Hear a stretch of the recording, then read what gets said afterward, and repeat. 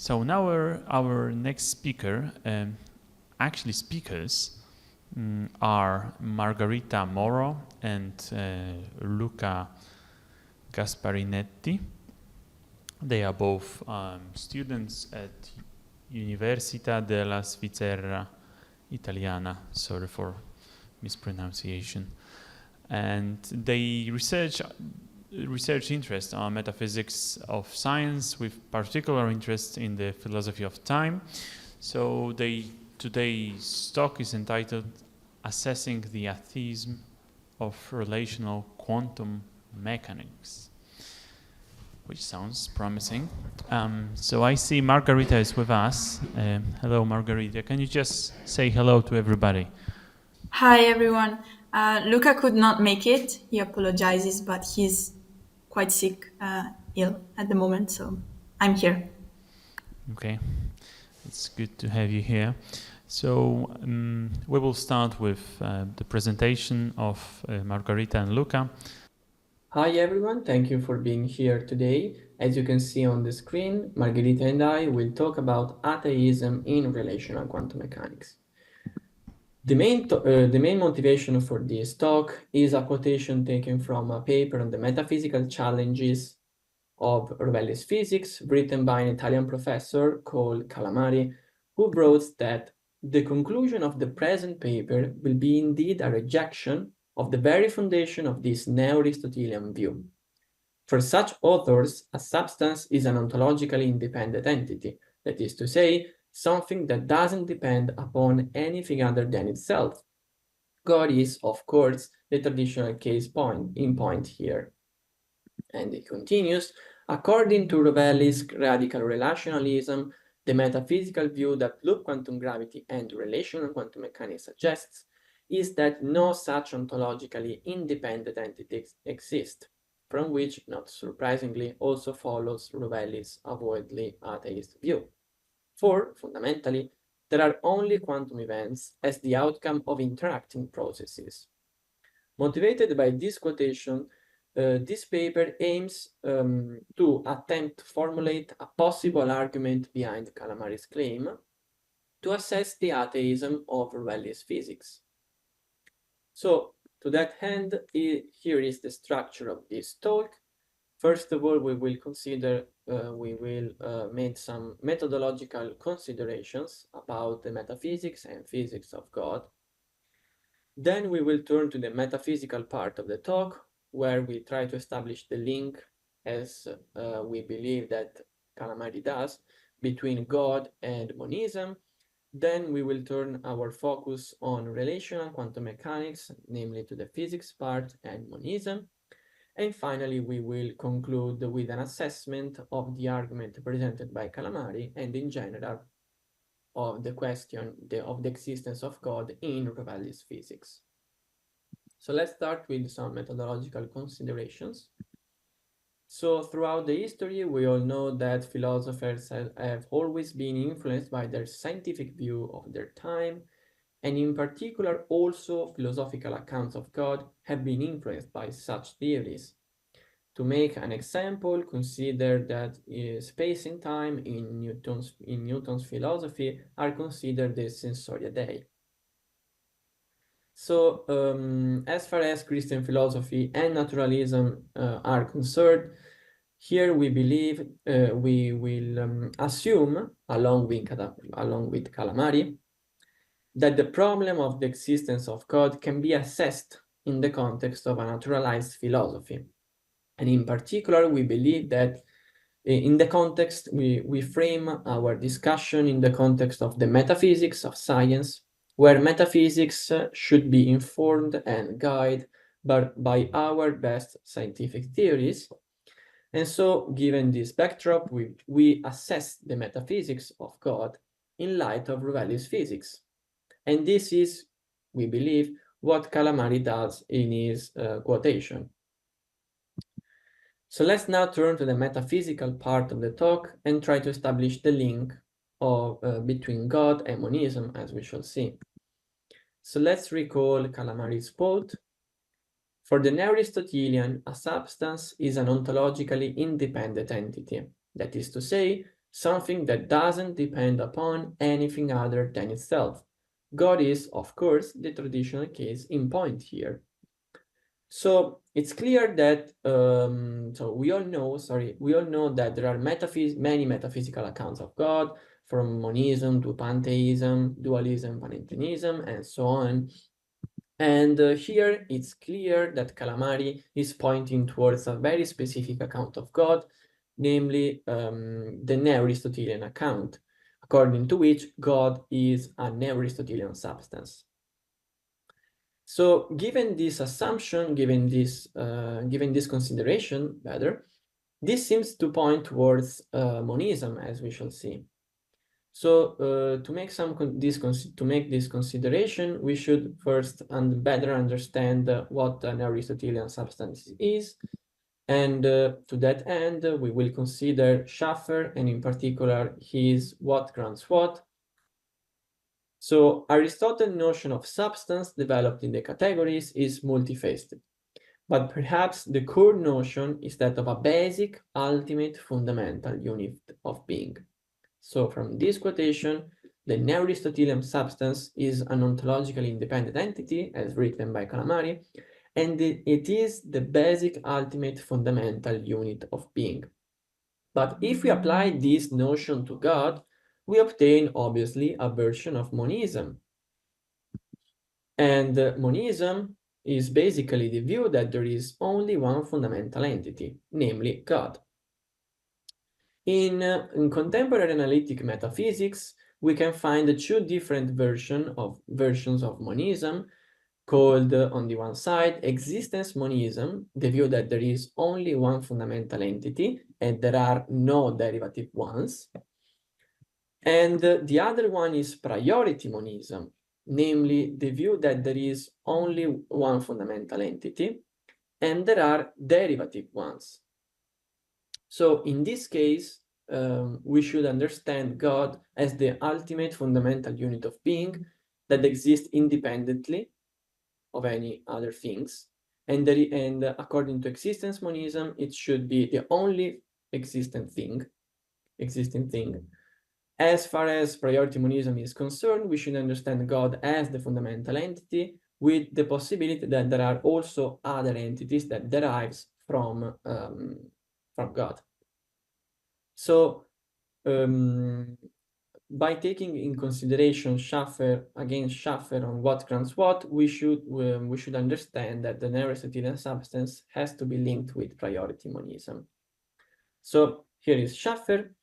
On Aristotle's view, metaphysics is the discipline that studies substances and their modes and kinds by studying the fundamental entities, and one depends on them. The task of metaphysics is to say what grants what. That is, the Neo-Aristotelian will begin from a hierarchical view of reality ordered by priority in nature. And he continues by stating that the primary entities form the sparse structure of being, while the grounding relation generates an abundant superstructure of posterior entities. So the primary is, as it were, all God will need to create, in this case, God itself, and the posterior is grounded in, dependent on, and derivative from it. So the task of metaphysics is to name this structure. So here it's clear that, or rather it seems to point towards an understanding of God in terms of priority, in terms of priority monism, not existence monism. So let's now build the bridge from metaphysics to physics. So to that end, let's recall Calamari's view of God, according to which God is the ultimate Neo-Aristotelian substance and is an ontologically independent entity. And God, in terms of priority monism, is the single fundamental entity from which the others derive, from cats, tables, and so on and so forth. So it's crucial to note that if you want to, that our metaphysical inquiries, investigations, to be guided by our scientific theories, we find a link between priority monism in metaphysics and priority monism in physics. As stated by Calosi, quantum mechanics is often said to favor monism, and it's a substantive question which variant of monism it favors, if any. So in this context, it's crucial to note that interpretations matter, because some interpretation of quantum mechanics seems to support monism, and this is the case, for instance, of Bohmian mechanics and many words, while others do not. And this is the case for Rovelli's physics. Indeed, the relational quantum mechanics interpretation seems to reject priority monism, as suggested, for instance, by Dorato and Morganti. Okay, so let's start from where Luca left us and delve into the relationship between relational quantum mechanics and priority monism. To this end, let's go back to our first quote, where we can see the reasons for which Calamari attributes atheism to Rovelli's physics.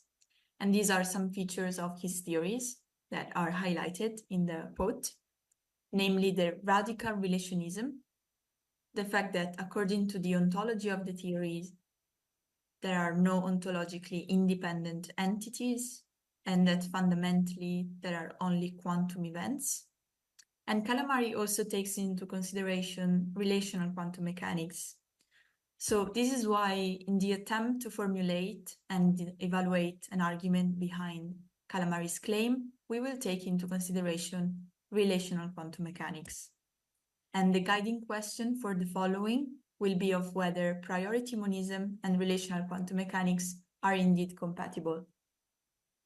So let's introduce the main tenets of relational quantum mechanics. As for its ontology, it has been regarded as best compatible with two frameworks, which are different but compatible. The first is an event-based or flash ontology, in which the fundamental structure is one of local events in space-time that correspond to interactions between physical systems. And the other is metaphysical coherentism, in which there are mutually ontologically independent entities and properties. Already from these two frameworks, it is prima facie visible that relational quantum mechanics may not be compatible with priority monism.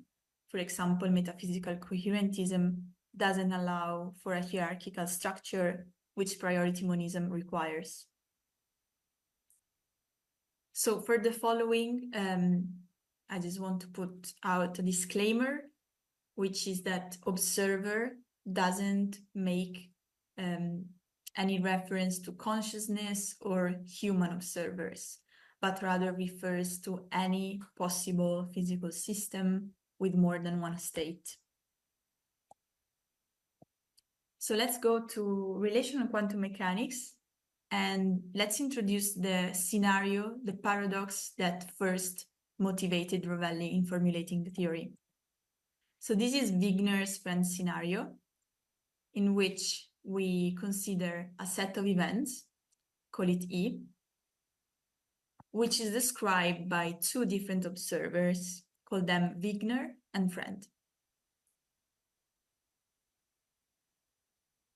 So the set of events is the situation in which Wigner measures a variable, call it Q, on a system, call it S.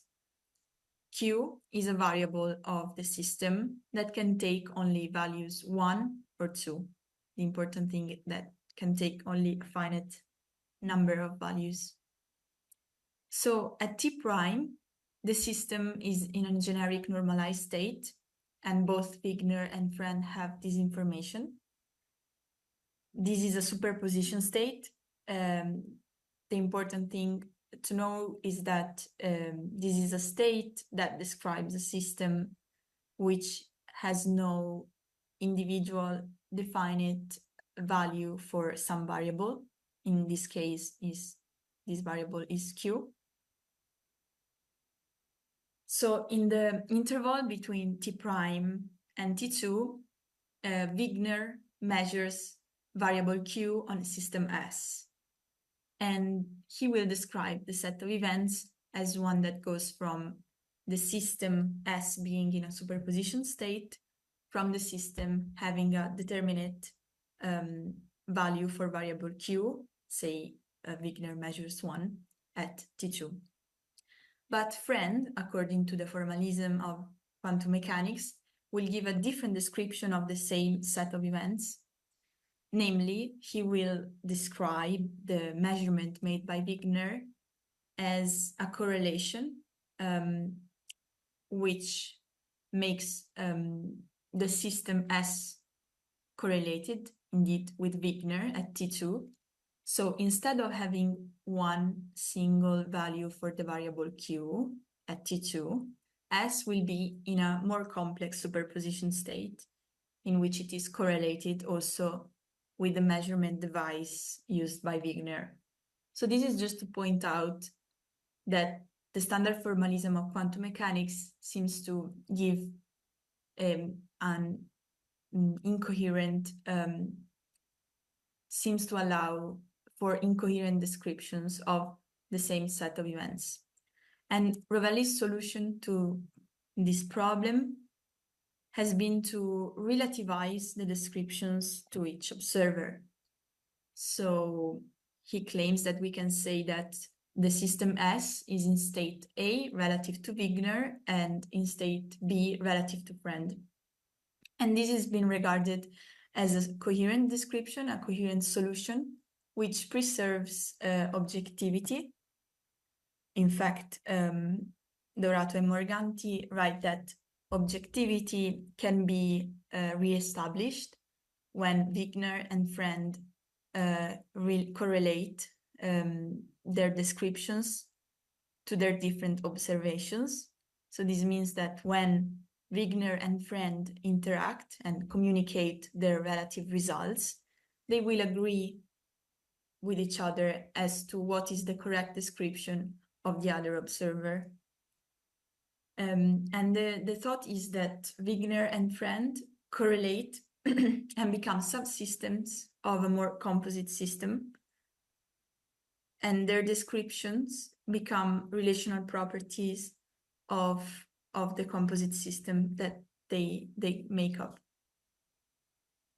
But recently it has been pointed out that this clashes with some other tenets of relational quantum mechanics and gives rise to a problem on which our argument relies. So the solution for intersubjectivity is not so simple as we've seen, because the claim that the description can be recovered clashes with one of the main tenets of relational quantum mechanics, namely the fact that there is no physical meaning to the state of an isolated system.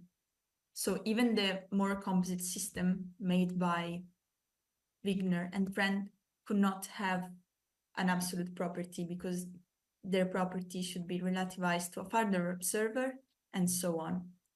So this is called the unrestricted iteration principle. And in Rovelli's words, this means that relativity iterates. And so the above observation triggers an infinite regress that prevents us from making any meaningful absolute statement about what is the case. And this is a very radical feature of the theory that has been pointed out recently and causes an infinite regress of properties and states. So let's conclude by comparing Calamari's view of God and what emerges from relational quantum mechanics.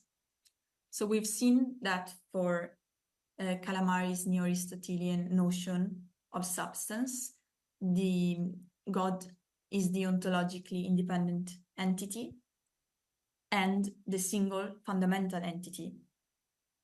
On the other hand, for relational quantum mechanics, there is no system to which we can ascribe an absolute state, and therefore there is also no independent entity, because no entity can be described or defined or acquired a property without another property, another entity. So these elements point towards an incompatibility of priority monism and relational quantum mechanics. So let's conclude and mention a couple of open questions to the comparison. So if our methodological premises are accepted, it seems that prima facie relational quantum mechanics and God, interpreted in terms of priority monism, are incompatible.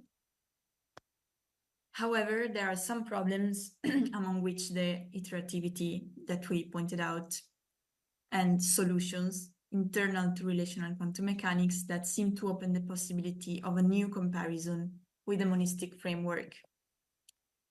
For example, one could introduce cross-perspective links, which is a recent modification of the theory by Adlam and Rovelli. And in this case, relational quantum mechanics would be compatible with a fundamental determinate ontology of quantum events that are absolute. On the other hand, there is still space to evaluate the possibility of self-measurement.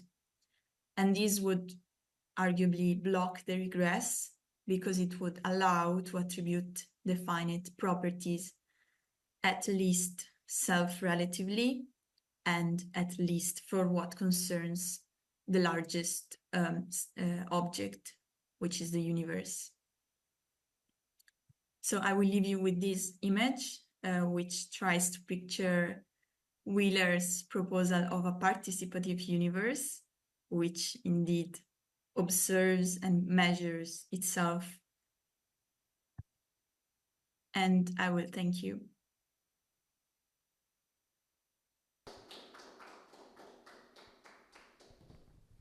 Thank you very much.